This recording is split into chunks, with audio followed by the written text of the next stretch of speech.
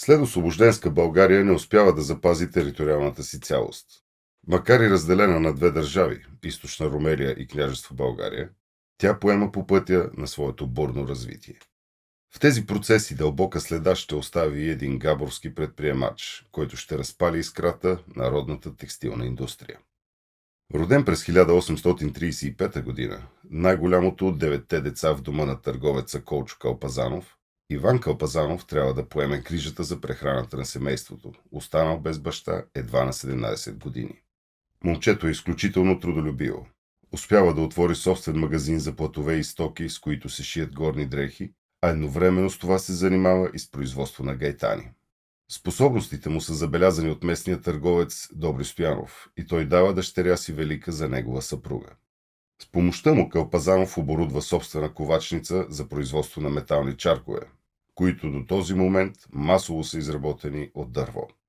Те се пласират бързо в Габрово, Сопот, Калофер и Казанлък. Иван Калпазанов се развива всестранно. През 1871 година вече е първомайстор на гайтанджийския еснав, а през 1879 година взема почетната длъжност член на съдебния състав, като по-късно е избран за народен представител. Той обаче е роден за повече от занаятчия.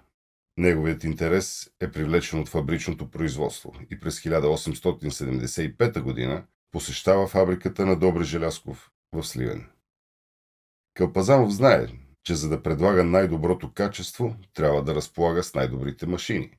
Неговият усет го насочва към учителя Васил Карагьозов, когото кани в дома си. Целта на предприемача е да разбере къде в Европа би могъл да закупи машини. Карагьозов прави нещо любопитно. Той изпраща телеграма, адресирана остроумно до най-старата и най-реномирана фирма за производство на текстилни машини – Германия. Служителите на немската поща предали телеграмата на фирмата Рихард Хартман в град Кемниц. Така двамата отпътуват към Германия, откъдето закупуват комплектна предачница. Мястото за бъдещата фабрика също вече е ясно – един от завоите на река Янтра. Фабриката се строи бързо и е открита на 13 ноември 1882 година.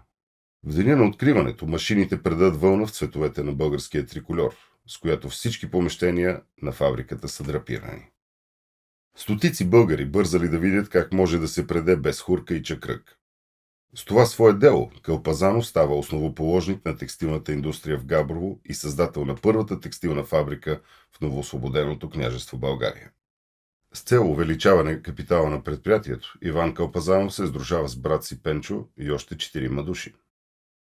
Инсталира се английска предачница в новоизградената постройка към фабриката с парна машина, използваща въглища от собствена мина към предприятието. Девизът на Иван Калпазанов е «Труди се, постоянствай, не бой се». Той стои и на фирменото знаме, ушито във Виена.